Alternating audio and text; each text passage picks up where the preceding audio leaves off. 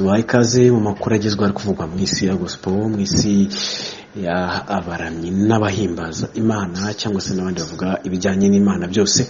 Uyu munsi hari byinshi biri kuvugwa, reka mbabwire ko Apotre Mignone yatumiye Gentil Misigaro hamwe na Willy Uwizeye mu giterane kizabera muri Amerika. Hanyuma tukirana mu Rwanda ndaza kuvuga ko witwa Bikem wa Yesu ukataje mu muhamagaro mushya wo kuririmba Imana yashyize hanze indirimbo yitwa Abayoboke mu byuke. Turaza kujya hanze y'u Rwanda, hano mu karere mu gihugu cya Uganda. Padiri witwa Wycliffe Byamugisha yitabye Imana azize impanuka y'imodoka. Ngayo amwe mu makuru tugiye kugarukaho, kandi nkomeza kubashishikariza gukora subscribe mukaba mwanakora share aho bikenewe.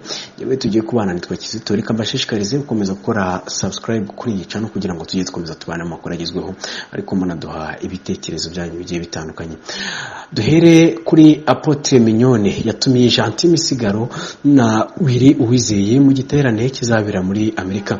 Umushumba mukuru wa Noble Family ndetse na Women Foundation Ministries Apotre Mignone Kabera agiye guhesha umugisha abatuye muri Leta Zunze Ubumwe za Amerika binyuze mu giterane mpuzamahanga cya Connect Conference. Iki giterane Connect Conference kizabera mu mujyi wa Portland muri Leta ya Maine muri Leta Zunze Ubumwe za Amerika kuva tariki ya 2 z'ukwezi kugera ku itariki ya 3 z'ukwezi kwa 11. Ukwezi tugiye kujyamo cyatuwemo abaramyi bakunzwe cyane nka Gentil Misigaro ndetse na Willy Uwizeye hamwe n'umukozi w'Imana Prophet Kem Muyaya. Apotre Alice Mignone Kabera agiye gukora iki gitaramo cy'iminsi 3 nyuma y'igihe y'icyo aherutse gukorera mu Bwongereza, aho yari yatumiye Israel Mbonyi na Aime Uwimana. Abaramyi afite igikundiro cyinshi mu muziki wo kuramya no guhimbaza Imana mu karere ka Afurika y'Iburasirazuba. Ambasaderi w'u Rwanda mu Bwongereza Bwana Johnston Businge yashimye cyane Apotre Mignone kubw'ibi biterane by'ivuga butumwa akora n'umuhate wo kubaka umuryango nyarwanda no komora ibikomere akoresheje ijambo ry'Imana. Willy Uwizeye ni umunamyi ukomeye mu Burundi, akaba atuye muri Leta Zunze Ubumwe za Amerika. Yasengeraga muri Eglise Vivante de Jesus Christ de Burundi i Bujumbura, akaba ariho yanakuriye. Afatwa nk'inkingi ikomeye ndetse n'umunyabigwi mu muziki wo kuramya no guhimbaza Imana mu Burundi, mu karere ka Afurika y'Iburasirazuba ndetse n'ahandi muri Afurika. Gentil Misigaro nawe utegerejwe muri Connect Conference ni umuramyi mpuzamahanga utuye muri Canada, akaba yaramamaye cyane mu ndirimbo zirangajwe imbere na Biratungana. Yanitiriye igitaramo cya mbere yakoreye mu Rwanda hari mu mwaka wa 2019. Si ubwa mbere agiye guhura na Apotre Mignone mu bivuga butumwa kuko bigeze guhurira muri Kenya. Apotre Mignone Kabera hategura Connect Conference imaze kuba ubukombe, n'umwe mu bapasteri bakunzwe cyane mu Rwanda no muri Afurika nzima, biturize ku nyigisho zifasha benshi. Urubyiruko rwinshi ruramukunda kubera impanuro akunze kubaha, ni inshuti y'abaramyi bikagaragarira mu bikorwa by'ivuga butumwa. Atumira guhura kenshi bahuriye mu muryango yashinze witwa Women Foundation Ministries abarizwamo abaturuka mu matorero atandukanye. Ukaba warashinzwe mu mwaka wa 2006. Ivuga butumwa akora riherekezwa n'ibikorwa by'urukundo bifatika byigajemo gufasha abatishoboye. N'ibikorwa akora binyuze mu gikorwa cyitwa Thanksgiving mu ntego yo gushima Imana mu bikorwa ndetse akanabishishikariza abandi. Materaniro abwirizamo nta mukobwa n'umugore uba wifuza kuyasiba, aho twavuga nka Women Fellowship, Enihokol, Palum Fire Week na Wirira Fellowship iba buri wa gatanu saa 11 z'umugoroba. Apotre Mignone Kabera ni umubyeyi w'abana 3 yabyaranye n'umugabo we Eric Kabera, ndetse afite abandi benshi mu buryo bw'umwuka. Niyo batangije umuryango witwa Women Foundation Ministries WFM no mu rusengero rwitwa Noble Family Church. Yavukiye mu gihugu cy'u Burundi aranahakurira kuko ari naho ababyeyi be bari barahungiye. Umunyarwandakazi ufite izina rikomeye muri Afurika mu iyobokamana, akaba umwe mu bagore b'imitwe nka Apotre. Bwa mbere mu Rwanda Apotre Mignone amaze kuvuga ubutumwa bwiza mu bihugu bitandukanye ku isi binyuze mu biterane bigamije guhuriza Afurika mu buryo bw'umwuka bizwi nka Connect African Conference. Apotre Mignone yatangije Women Foundation Ministries mu bihugu birimo u Rwanda, Leta Zunze Ubumwe za Amerika, Canada, Burundi, Uganda, Ghana, Ububiligi, Ubufaransa, Ubwongereza na Kenya. Ukwegera abakristo be yashyizeho inzego bisangamo zirimo King's Daughters, God Mothers, Gareth Impact na Men and Sons of Issachar.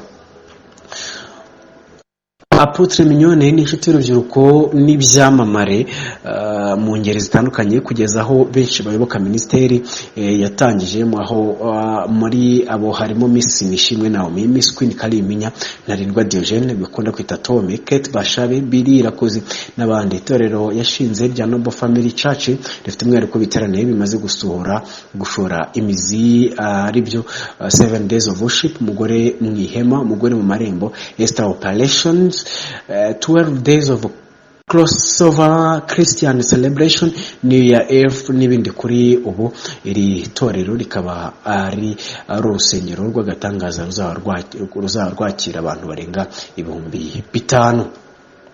Tuvuye ngaho kandi tukiri ku makuru agezweho ari kuvugwa hano mu Rwanda, Bikorimana Emmanuel uzwi nka Bikem wa Yesu arakataje mu muhamagaro mushya wo kuririmbira Imana, aho ubu yamaze gushyira hanze indirimbo ya kabiri yo mu gitabo yasubiyemo yitwa Abayoboke mu byuke. Iyi akaba ari indirimbo iboneka mu ndirimbo zo gushimisha Imana kuri nimero ya 201 mu gitabo cy'indirimbo abarokore benshi bazi. Bikem wa Yesu wasubiyemo indirimbo no umusore ubarizwa mu itorero rya ADPR Remera, akaba yaramenyekanye cyane binyuze mu biganiro akora kuri YouTube, aho kunze gusesengura amakuru y'Iyobokamana mu Rwanda mu buryo bunyura benshi.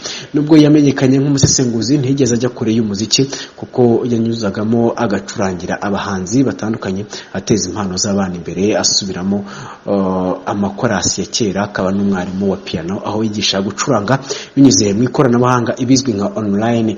Uyu muhanzi uririmba injyana ya country music yongeye gushimangira ko mu myaka 5 iri imbere abakristo bazaba bazi neza indirimbo zo mu gitabo, basobanukiwe n'amateka yazo kugira ngo barusheho gufashwa nazo. Ibi bizagirwa binyuze mu muvuno we mushya. Bikorimana Emmanuel yavuga ko iyo yitegereje akeshi asanga izi ndirimbo abakristo benshi baziririmba batazisi, akeshi bagaziririmbira mu kigara ariko ntibakira impinduka zo mu mwuka kuko batariho mu buzima bw'indirimbo baririmba. Ati niyo mpamvu nifuje gutanga umusanzu wanjye wo kwigisha no gushishikariza guhishura amateka y'izi ndirimbo ku buryo umuntu azajya aririmba indirimbo azi neza impamvu y'iyo ndirimbo, azi uwayanditse n'ibihe uwayiririmbye yari arimo. Bikem wa Yesu ati icyo gihe nituririmba indirimbo tuzi inkomoko yayo bizajya bituma twiririmbisha umutima kuruta kumva gusa umujyo wayo n'uburyohe bw'ijwi. Nibyo rero iby'umuramyi mushya isi irimo irunguka, by'umwihariko abanyarwanda witwa Bikem wa Yesu kataje mu mamagaro mushya wo kuririmbira Imana, umaze gushyira hanze indirimbo yitwa Abayoboke mu byuke. Reka tuve hano mu Rwanda tujye ku nkuru ibabaje yasakaye ku isi hose ariko no mu karere ka Afurika y'Iburasirazuba, aho Padiri Wycliffe Byamugisha yitavye Imana azize impanuka y'imodoka. Padiri Byamugisha wari padiri mukuru wa paruwasi ya Nyabuhike iherereye mu karere ka Ibanda muri Arkidiocese ya Mbarara yitavye Imana azize impanuka y'imodoka. Byabaye ku munsi wo ku cyumweru hari tariki 20 z'ukwezi kwa 10 uyu mwaka nibwo amenyekanye urupfu rwa Padiri Wycliffe Byaruhanga wa Arkidiocese ya Mbarara waguye mu mpanuka y'imodoka ubwo yavaga gusoma misa y'icyumweru. Ku mugoroba nibwo Arkidiocese ya Mbarara yatangaje inkuru y'akababaro y'impanuka yatwaye ubuzima bw'umupadiri wayo ukiri muto. Padiri Byamugisha yari padiri mukuru wa paruwasi ya Nyabuhike iherereye mu karere ka Ibanda. Radio Maria Mbarara yatangaje ko Padiri Byamugisha yakoze impanuka ubwo yavaga gusoma misa maze imodoka yarimo ikagongana n'ikamyo itwara amata mu muhanda uva Kabagoma Ibanda werekeza Mbarara. Amashusho yafashwe n'abaraho yagaragaje imbaga y'abakristo bari habereye impanuka barira cyane ubwo umurambo wa Padiri Byamugisha bajyanwaga mu bitaro mbere y'imihango wo kumushyingura.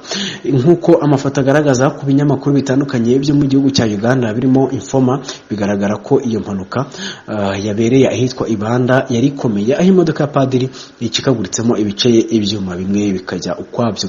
Inkuru yacyo ivuga ko n'icyumweru cy'agahinda aho amasaha ya nyuma ya saa sita yo ku itariki ya 20 Ukwakira muri 2024 ni kuvuga ku munsi wo ku cyumweru nyine muri Arkidiocese ya Mbarara habaye impanuka yatwaye ubuzima bwa Wycliffe Byamugisha wari padiri mukuru wa paruwasi ya Nyabuhike yo mu karere ka Ibanda. Padiri Wycliffe Byamugisha yari amaze imyaka 6 aribwo ari muri ubwo butumwa, aho yahawe isakramento ry'ubusaserdoti muri Nyakanga umwaka wa 2018.